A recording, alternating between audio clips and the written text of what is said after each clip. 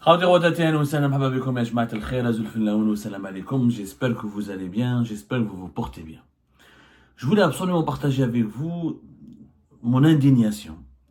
On peut être objectif, mais à un moment donné, face à des dérives, quand on est journaliste objectif, l'objectivité aussi ne dicte pas uniquement le devoir de décrire la réalité telle qu'elle est et les événements d'actualité tels qu'ils se déroulent sans aucune prise de position. L'objectivité aussi nous dicte le devoir de dénoncer tout ce qui est immoral, tout ce qui est illégal, tout ce qui est inhumain, tout ce qui est injuste. Dénoncer les injustices, ça fait partie de l'objectivité du journaliste, parce que l'injustice, elle est proscrite, elle est condamnable, elle est à dénoncer dans toutes les moralités, dans toutes les éthiques, dans toutes les religions, dans toutes les philosophies du monde et dans toutes les lois du monde. Au Canada, une histoire concernant une famille algérienne kabyle a défrayé la chronique et elle indigne à la fois les médias canadiens comme la population canadienne. Vous savez, au Canada, il y a pratiquement 40 000 Canadiens d'origine kabyle qui vivent au Canada, qui se déclarent kabyles et qui parlent le kabyle, etc. Les statistiques du Canada parlent au moins de 40 000. Et sauf, je pense que c'est un nombre assez relatif, je pense qu'il y a beaucoup plus que cela. On parle d'une communauté algérienne de 100 000. Algériennes et Algériens qui sont installés au Canada, au Québec, dont l'immigration a commencé depuis le début des années 90. Sur les 100 000, il y a 40 000 qui parlent kabyle couramment, mais je pense qu'il y en a beaucoup plus parce que d'autres sont d'origine kabyle, mais peut-être qu'ils ne le parlent pas parce qu'ils sont nés au Canada, etc. Ils ont perdu un peu les repères culturels et les repères linguistiques. En tout cas, au Canada, au sein de la communauté kabyle et algérienne, il y a un groupe important de militants du MAC. Il faut dire la vérité, au Canada, le mouvement pour le MAC qui milite pour l'autodétermination de la Kabylie depuis 2013 et qui est classé comme étant mouvement terroriste par le gouvernement algérien, par l'Algérie, par l'État, le régime algérien depuis mai 2021, il compte plusieurs adhérents, plusieurs militants. D'ailleurs, les militants du MAC au Canada sont plus visibles, ils font plus de bruit, ils sont très mieux organisés que les militants du MAC en France. Je ne l'ai pas cessé de le dire. En MAC, le MAC en France, il est présent historiquement en France parce que Farhad Mahani a décidé de se réfugier en France, etc., depuis le début des années 2000, etc. Mais en réalité, le MAC a plus prospéré, je dirais, c'est plus développé au Canada qu'en France. Parce que le Canada, la communauté algérienne n'est pas plus importante que la communauté en France, et les rapports politiques entre le Canada et la France ne sont pas les mêmes que les rapports politiques entre la France et l'Algérie. Et au Canada, c'est un pays... Notamment au Québec, c'est vrai que c'est une région francophone, mais les lois et le mode de vie s'inspirent des pays anglo-saxons. Et dans les pays anglo-saxons, il y a une vision de la liberté d'expression et une vision de la protection des minorités, du droit à la dissidence et aux activités politiques dissidentes mieux garanties que dans un pays comme la France. Faut dire la vérité. Les militants du MAC au Canada sont particulièrement ciblés par les autorités algériennes depuis 2021. Plusieurs Algériens algéro-canadiens qui sont kabyles, qui ont des accointances ou des sympathies ou des relations avec le MAC, quand ils descendent en Algérie pour retrouver leur famille, ils sont ciblés. Ils sont arrêtés, interpellés, placés sous contrôle judiciaire. Il y a une dizaine de militants kabyles ou des militants du Hira qui ne sont pas militants du MAC, mais comme ils ont participé à des activités du MAC, ou là ils ont quelque part une relation personnelle avec le MAC, etc. Et ben ils sont épinglés ou là arrêtés ou là traduits en justice ou là passés sous ISTN. D'autres parce qu'ils sont kabyles, n'ont pas de relation avec le MAC, mais ils ont des amis, ils sont amis sur les réseaux sociaux, ou là ils ont été pris en photo à Montréal ou là au Québec, par des espions algériens qui travaillent pour le bureau de sécurité de l'ambassade du consulat d'Algérie à Montréal, parce qu'ils ont été pris en flagrant délit, ou là ils ont été dénoncés comme étant des amis de militants du MAC, ils ont eu aussi des difficultés, ils ont eu des problèmes avec les autorités algériennes lorsqu'ils sont venus en Algérie. D'ailleurs, je vous rappelle qu'en juin 2024, Radio-Canada, la grande radio publique Canada, radio francophone, et la Radio-Canada qui est très connue à travers son site internet, ici Radio-Canada, ils ont même une télévision, une radio, c'est des francophones de la région du Québec, c'est une radio publique canadienne d'expression francophone, et elle a publié toute une enquête, je rappelle, toute une enquête dédiée aux ingérences l'ingérence étrangère de certains membres du service secret algérien, de certains membres du personnel diplomatique algérien au Canada, au Québec notamment, pour enquêter, organiser des filatures, cibler, violer la vie privée et marchander ou la menacer des militants du MAC à Montréal et au Québec. Et même d'autres militants du Hirak. Et les deux ont été ciblés, mais les militants du MAC ont été ciblés plus violemment, plus brutalement, on va dire. Il y a eu une enquête qui a été publiée, d'ailleurs, qui a accusé gravement les autorités algériennes d'ingérence. Les autorités algériennes n'ont pas réagi. Et on en parlera de cette enquête plus tard dans une autre émission, parce qu'il y a une enquête diligentée par la gendarmerie royale canadienne sur ces soupçons et ces accusations d'ingérence des services secrets algériens et de diplomates algériens en poste à Ottawa et à Montréal, notamment à Montréal et au Québec. Il s'avère que hier, Radio-Canada, le même média qui a enquêté sur cette affaire d'ingérence étrangère et de menaces et des menaces, etc., ayant été, qui ont ciblé des Canadiens d'origine kabyle ou des Canadiens d'origine algérienne parce qu'ils sont activistes du Hirak ou des militants du MAC. Cette même radio canadienne, ce même média a publié hier une histoire, franchement, qui fait froid au dos. Elle fait froid au dos, elle est terrifiante, elle est terrifiante. Je perds mon latin, je sais pas si on me dit froid dans le dos, froid dans le dos, pardonnez-moi. Froid dans le dos, voilà. Même pas froid au dos, elle fait froid dans le dos. C'est-à-dire vraiment, elle provoque une angoisse, une certaine anxiété. Pourquoi? Parce qu'il s'agit d'un Kabyle qui s'appelle Massinissa Lekhal, dont le père est un ancien militant du MAC qui s'appelle Ammar Lekhal, qui est établi au Canada, qui ne revient plus en Algérie, qui n'est plus jamais retourné en Algérie depuis plusieurs années. Il était militant du MAC entre 2018 et 2023. Apparemment, d'après le témoignage et ses propos qui ont été accordés, qui ont été diffusés en tout cas dans son témoignage accordé à ici Radio-Canada, et il n'est plus militant du MAC, il est juste sympathisant. Avant, il était un véritable militant, il participait aux activités militantes et activistes militants du MAC, il organisait des rassemblements, il organisait des manifestations, notamment à Montréal, au Québec. Son fils, Ammar Lekhal, ne vivait pas avec lui. C'est-à-dire que lui, il a immigré au Canada, mais Ammar Lekhal, son fils, un jeune, a décidé de rester en Algérie, pour des raisons qui relèvent de l'intimité de leur vie privée. Vous allez me dire, c'est étonnant, comme c'est rare les jeunes Algériens, dont les parents ont réussi à avoir des papiers canadiens à vivre au Canada. Donc lui, Ammar Lekhal, est devenu citoyen canadien, il a obtenu la citoyenneté canadienne, la nationalité canadienne. Son fils, un parcours absolument très atypique, Massinissa Lekhal a décidé de rester en Algérie. Bon, ils ont certainement des considérations familiales et personnelles qui ont fait en sorte que ce jeune Massinissa n'a pas pu rejoindre son père. Eh ben, Ammar Lekhal a été identifié par les autorités algériennes comme l'un des militants du MAC au Canada. Et ben, il a été inscrit sur une liste rouge, une liste noire de personnalités à surveiller, des individus militants du MAC à surveiller, etc. Puisqu'en Algérie, le régime algérien considère le MAC comme un mouvement terroriste. Une classification qui n'est pas admise ni par les autorités canadiennes, ni par les autorités américaines, ni par les autorités françaises. Aucun pays occidental ne considère le MAC comme une organisation terroriste. Parce les législations occidentales estiment que le MAC n'a pas recouru à des actions armées. Il demande la dissidence, il demande l'indépendance de la Kabylie, mais il la demande pas avec des armes, il fait pas des attentats, il tue pas des gens, etc.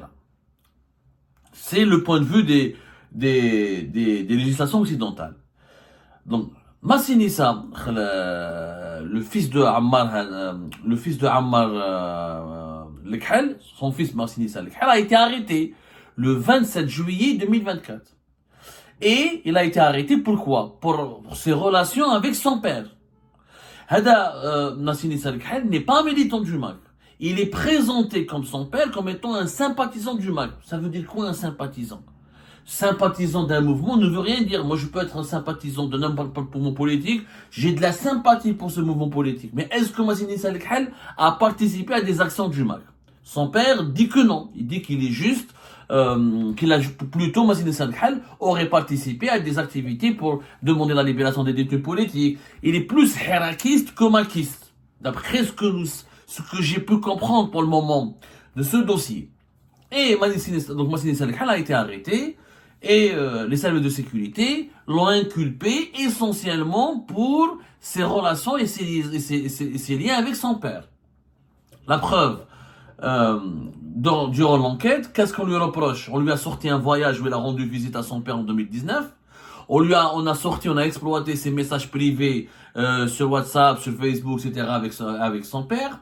Et on lui reproche aussi d'avoir publié des photos de prisonniers politiques et d'avoir demandé à Amnesty International de se pencher sur les violations des droits de l'homme perpétrées contre les militants kabyles, contre les militants kabyles du Hirak, contre les militants kabyles du MAC. Mais c'est principalement les liens de parenté avec son père et les liens personnels avec son père qui ont été incriminés par les services de sécurité. Il a été placé sous mandat de dépôt et le 1er décembre dernier, il a été jugé.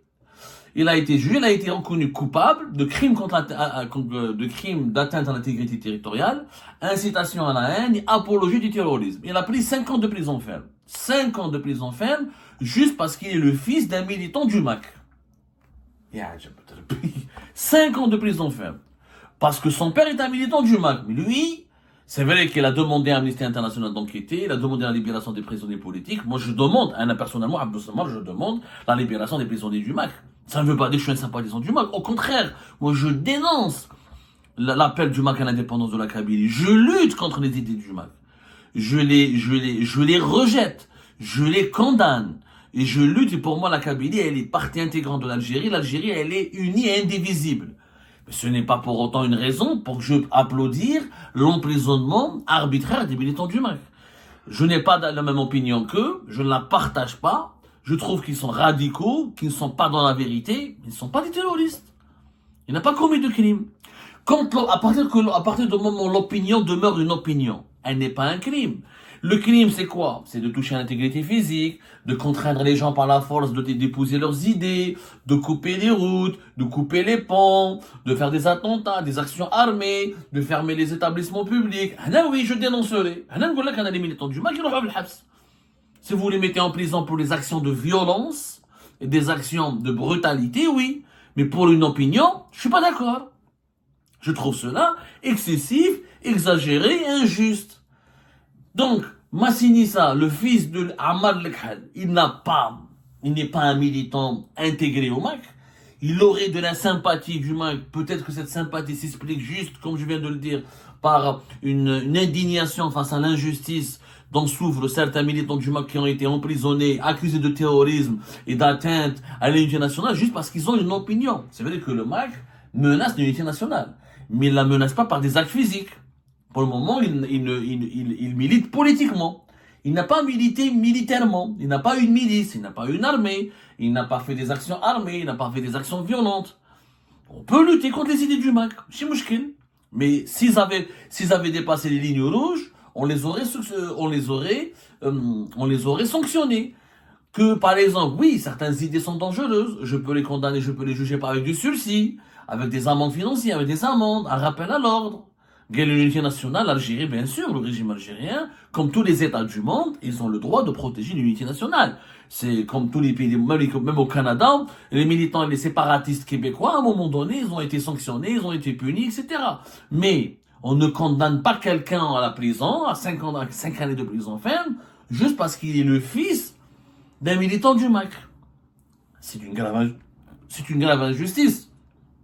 Et cette affaire, elle a défrayé la chronique au Canada. Le père Ammar Lekhal, il a demandé aux autorités canadiennes d'intervenir. Le ministère des Affaires étrangères du Canada, qui s'appelle Affaires mondiales Canada, a dit clairement que voilà, votre fils n'est pas canadien, n'a pas la citoyenneté canadienne, donc on ne peut pas intervenir. Le père, quand même, il a décrit, il a fait part de ses émotions. Il est en prison parce qu'il est kabyle et parce qu'il est mon fils. L'ambassade d'Algérie à Ottawa a été approchée par la radio canadienne, Radio-Canada, la radio francophone du Québec, Radio-Canada, et elle n'a pas voulu commenter, elle n'a pas fait de commentaire. Voilà. Ceci dit, cette affaire, elle porte énormément préjudice à l'image de l'Algérie. Radio-Canada, ils ont fait parler un expert qui s'appelle Phil Gurs, qui est un ancien analyste du service canadien du renseignement de sécurité. Il a dit que menacer les proches des militants est une tactique courante utilisée par les régimes autoritaires et les régimes autocrates. Ces gouvernements étrangers identifient les gens qui disent et font des choses qui ne sont pas dans leur intérêt ou qui les mettent dans l'embarras sur la scène mondiale et essaient d'y mettre le fin. Ils le font en menaçant ces personnes ou leurs familles. Voilà, le régime algérien est assimilé à un régime de voyous, comme par la presse canadienne, qui menace les familles des opposants, les familles des militants qui le dérangent. Vous avez un problème avec Ammar Hada Lekhal, juger Ammar Lekhal, faites un mandat d'arrêt international contre Ammar Lekhal, de condamner par contumace Ammar Lekhal, déposer plainte contre lui au Canada, c'est possible. Mais pourquoi s'en prendre à son fils? Pourquoi mettre en prison son fils? Pourquoi s'attaquer aux familles? Pourquoi s'attaquer aux proches? Pourquoi s'attaquer aux enfants? C'est ça ce qui est quand même, c'est ce qui est injuste, c'est ça ce qui est inacceptable. On ne condamne pas quelqu'un parce qu'il est le fils de quelqu'un. Et je suis bien, vous le savez très bien, beaucoup des abonnés d'Algérie partent, connaissent mon histoire personnelle, ils connaissent mes parcours et mes déboires avec le régime algérien, ils sont très bien placés pour comprendre. Peut-être je suis le mieux placé pour le comprendre, pour des raisons qui me sont propres, que je ne vais pas évoquer, parce que je refuse de parler de ma vie privée, de mes problèmes personnels, même si ça la relève de l'intérêt général, hein, de ce qui m'a été fait, m'a été infligé à ma famille. Mais je suis le mieux placé pour comprendre des douleurs de quelqu'un qui est victime d'une vengeance de la part des autorités algériennes, parce qu'elle n'arrive pas à l'atteindre, parce qu'elle n'arrive pas à le toucher, parce qu'elle n'arrive pas à lui mettre la main dessus, on s'en prend à son fils, ou là, à un membre de sa famille. Je trouve ça dégueulasse. Moi, je trouve ça dégueulasse. On ne peut pas, dans l'enquête, comme le dit Radio-Canada, quand on reproche à quelqu'un des messages avec son père, mais attendez, même si son père est un terroriste, il est normal qu'un fils parle à son père. Vous voulez quoi? Vous voulez que le fils ne parle pas à son père? C'est pas possible, c'est pas un crime. Le crime aurait été si le fils aurait perpétré sur le territoire algérien des actions subversives qui menacent l'ordre public et la sécurité nationale en suivant les instructions de son père. Est-ce que c'est le cas? Non. On lui reproche un voyage au Canada en 2019 pour voir son père. Ça n'a pas de sens. C'est normal qu'un enfant voyage pour retrouver son père, parce que son père ne veut pas revenir en Algérie pour X raisons. C'est injuste. Cette façon de faire, cette persécution, cette façon de ce ciblage, faut le dire, des membres des familles, des militants ou des activistes qui ne plaisent pas ou qui sont considérés comme des ennemis du régime algérien, est une méthode mafieuse. Elle est honteuse. Elle discrédite l'État algérien. Elle fait de lui elle fait de l'Algérie un État voyou. Elle fait de l'Algérie un régime de délinquants. Et elle porte une très mauvaise image.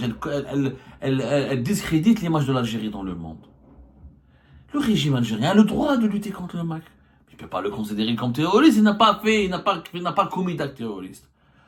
Il a le droit de vouloir neutraliser les militants du MAC. Mais pourquoi s'en prendre à leurs enfants? Pourquoi s'en prendre à leur famille? Même un sympathisant la sympathie n'est pas un crime. Le crime, c'est de participer à un acte physique qui menace physiquement l'ordre public.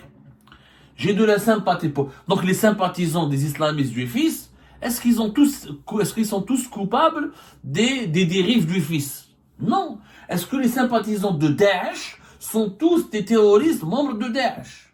Non. On ne juge quelqu'un, on ne le condamne quand il a dépassé le stade de la sympathie pour intégrer une zone rouge qui est de perpétrer, de concrétiser, de se comporter de façon dangereuse et menaçante contre la sécurité et l'ordre public, l'intégrité physique de l'autrui. C'est ça, oui. Là, oui, je suis d'accord. Mais il a fait que des rassemblements. Il a lancé juste des appels. Où il est juste le fils d'un militant du MAC. Je trouve ça injuste. Cette histoire, elle est injuste. Encore une fois, elle aggrave le déficit de mauvaise image dans notre pays, le déficit de réputation extrêmement mauvaise dans notre pays, dans notre État à travers le monde. Et c'est comme ça, franchement, avec cette répression excessive, le régime algérien rend service au MAC. Parce que plus on réprime le MAC, plus on lui donne du crédit, de l'intérêt. Les gens vont finir par les sympathisants du MAC vont là augmenter. Parce que les gens, c'est humain. On n'aime pas la persécution, on n'aime pas l'injustice. Quand on voit que quelqu'un, un fils, il est persécuté parce que juste il est le fils d'un père que le régime algérien n'aime pas, n'apprécie pas ou avec lequel il a des problèmes, et ben l'idéologie du MAC va générer beaucoup de sympathisants à ce rythme-là. Wallah, c'est l'effet contre-productif, hein. C'est l'effet contraire qui sera obtenu par cette répression brutale et bête et méchante. Oui, il faut viser les responsables du MAC qui sont une menace pour l'Algérie. Et les juger ou les évaluer leur comportement à la hauteur de leurs actes, de ce qui a été accompli par eux. Mais s'en prendre à leurs enfants, les mettre en prison, les incarcérer juste parce qu'ils sont leurs enfants, je trouve ça injuste, je trouve ça dégueulasse. Pour être tout à fait sincère avec vous, et je trouve ça complètement inutile. Ça ne permet pas de préserver l'unité nationale. Au contraire, ça va permettre d'aggraver le sentiment de séparatisme au sein de la population en Kabylie, de multiplier le nombre des sympathisants du MAC, et quelque part, c'est l'effet désastreux de la répression, et de la brutalité, de cette répression brutale, et d'aggraver, de renforcer cette menace contre l'unité nationale de notre chère Algérie.